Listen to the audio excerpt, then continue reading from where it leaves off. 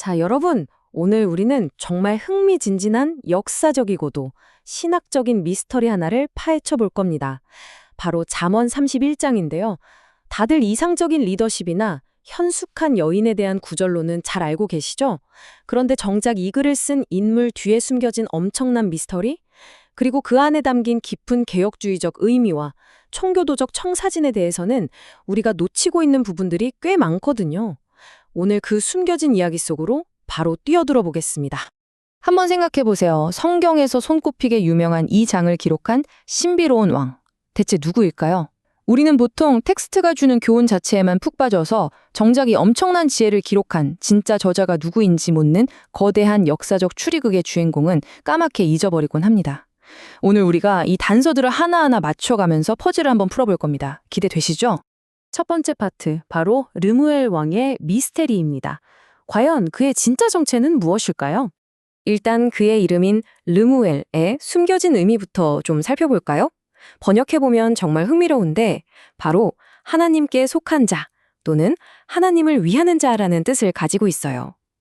이 단어의 기원과 뜻을 정확히 짚고 넘어가는 게 아주 중요한데요. 왜냐하면 이게 바로 이 인물의 정체에 대한 학계의 가장 유명한 가설이 탄생하게 된 완벽한 배경이 되거든요. 전문가들이 제시하는 주요 가설은 딱 세 가지로 요약됩니다. 첫 번째는 가장 유력하고 전통적인 견해인데 바로 솔로몬 왕의 별칭이라는 겁니다. 유대 전승인 탈무드에서도 이걸 아주 강하게 지지하고 있는데요. 어머니 밧세바가 아들 솔로몬을 훈계하면서 불렀던 애정이 듬뿍 담긴 애칭이 바로 르무엘이었다는 거죠. 두 번째는 이스라엘의 인접국이었던 아브라함의 아들 이스마엘의 후손, 즉 마사지파가 세운 나라의 아주 경건한 이방 왕이었다는 가설입니다. 그리고 마지막 세 번째는요, 어떤 실존 인물이라기보다는 하나님의 통치를 대리하는 상징적인 이상적 왕의 모델을 보여주기 위한 가상의 인물이라는 견해죠. 자, 그럼 이제 두 번째 파트로 넘어가 볼까요? 지도자를 위한 어머니의 훈계입니다. 이 정체불명의 왕이 남긴 지혜의 내용이 어떻게 전개되는지 한번 보시죠. 왕을 향한 어머니의 아주 단호한 경고가 등장합니다. 포도주를 마시는 것이 왕들에게 마땅하지 아니하고 독주를 쳤는 것이 주권자들에게 마땅하지 않도다. 술을 마시다가 법을 잊어버리고 모든 압제벗는 자들의 송사를 굽게 할까 두려우니라. 와, 한 나라의 엄청난 권력을 가진 왕조차도 어머니의 뼈 때리는 잔소리 앞에서는 꼼짝 못했던 것 같죠? 하지만 이건 단순한 잔소리가 아닙니다. 리더십에 대한 엄청나게 날카로운 통찰이거든요. 동시에 청교도들이 그토록 강조했던 가정 내 신앙교육, 특히 어머니의 영적 역할이 얼마나 지대한 영향을 미치는지를 말 그대로 완벽하게 보여주는 대목입니다. 여기서 우리가 반드시 짚고 넘어가야 할 중요한 청교도적 이상향이 있습니다. 이들의 관점에서 볼 때 지도자에게 요구되는 철저한 금주나 절제는요, 그냥 개인적으로 깨끗하게 살아라, 건강 챙겨라 이런 차원의 문제가 아니었어요. 맑은 정신과 자기 통제는 공동체의 정의를 올바르게 세우는데 필요한 절대적인 기초 조건인 겁니다. 리더가 나태해지거나 취해 있어서 사회적 약자들을 위한 공의가 왜곡되는 일, 그걸 막기 위한 가장 핵심적인 방어선이었던 거죠. 그렇다면 그렇게 맑은 정신을 유지해서 왕이 진짜 해야 할 의무는 뭘까요? 권력자의 입은 자기 자신을 변호하려고 여는 게 아닙니다. 바로 말 못하는 자와 고독한 자의 송사를 위하여 열려야 한다는 거죠. 이게 정말 멋진 포인트인데요. 개혁주의 신학은 하나님의 공의가 저 높은 권력자의 자리에만 고여 있는 게 아니라 사회적으로 가장 취약하고 약한 사람들을 보호하기 위해 아래로 적극적으로 흘러가야 한다고 봅니다. 그러니까 참된 리더십은 곧 약자를 대변하는 거예요. 이제 3장입니다. 현숙한 여인의 참된 의미. 청교도적 가정관의 궁극적인 모델을 살펴볼 차례입니다. 잠언 31장 후반부의 이 여인에 대해서 많은 분들이 흔히 오해를 하시는데요. 이 여인은 단순히 집안일을 기가 막히게 잘하는 슈퍼우먼을 말하는 게 아닙니다.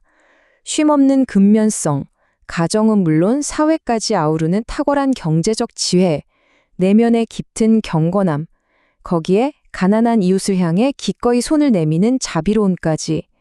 그녀는 그저 살림자라는 사람을 넘어선 겁니다. 하나님을 아는 지혜가 실제 행동으로 뿜어져 나오는 그야말로 지혜의 완벽한 의인화 그 자체인 거죠. 잠언 31장의 뼈대를 이루는 진짜 강력한 메시지가 바로 여기서 등장합니다. 매력과 아름다움, 이거 사람의 눈을 속이기도 쉽고 헛되며 시간 앞에 순식간에 사라져버리잖아요. 하지만 오직 여호와를 경외함은 진정한 가치를 지니고 영원한 칭송을 받습니다.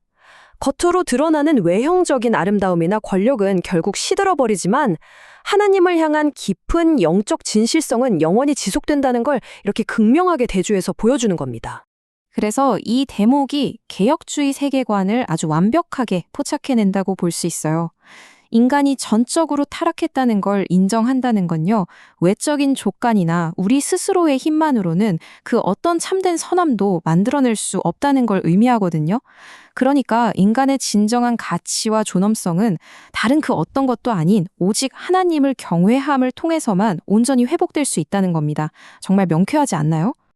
자, 이제 오늘의 마지막 하이라이트인 4장으로 넘어가 보죠. 권력을 향한 궁극적 질문입니다. 이 모든 것이 오늘날 우리의 리더십과 영성에는 어떤 의미를 가질까요? 왕이라 할지라도 결국 하나님의 말씀과 부모의 경건한 훈계 아래 있는 종에 불과하다. 와, 이건 정말 엄청난 겸손을 요구하는 선언입니다. 이 세상의 그 어떤 거대한 권력이나 높은 지위, 심지어 한 국가를 통치하는 왕관을 썼다고 해도 그 리더를 하나님의 권위와 영적인 복중에서 면제시켜주지는 못한다는 거죠. 지위 고하를 막론하고 우리는 모두 말씀 아래에 있는 겸손한 종이어야 한다는 겁니다. 그리고 여기서 이 모든 이야기를 관통하는 궁극적인 신학적 반전이 짠하고 등장합니다. 르무엘 왕이 묘사했던 그 이상적인 리더십 있잖아요? 가장 연약한 자들을 대변하고 억눌린 자들을 위해 목소리를 내며 순전한 공의를 실현하는 그 통치자의 모습.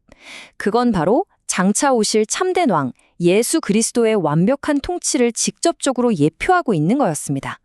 그리스도야말로 하나님의 공의를 온전히 성취하신 진짜 왕이시니까요. 자, 이제 여러분 자신에게 묻고 싶습니다. 여러분은 지금 여러분에게 주어진 크고 작은 권한을 하나님의 공의를 위해 사용하고 계신가요? 그리고 여러분의 내면은 금방 사라질 헛된 아름다움이 아닌 여호와를 경외함으로 단장되어 있습니까? 이 묵직한 질문이 여러분의 리더십 그리고 각자의 삶의 자리에 깊은 울림으로 남기를 바라며 오늘 이 시간 마무리하겠습니다. 끝까지 함께해 주셔서 감사합니다.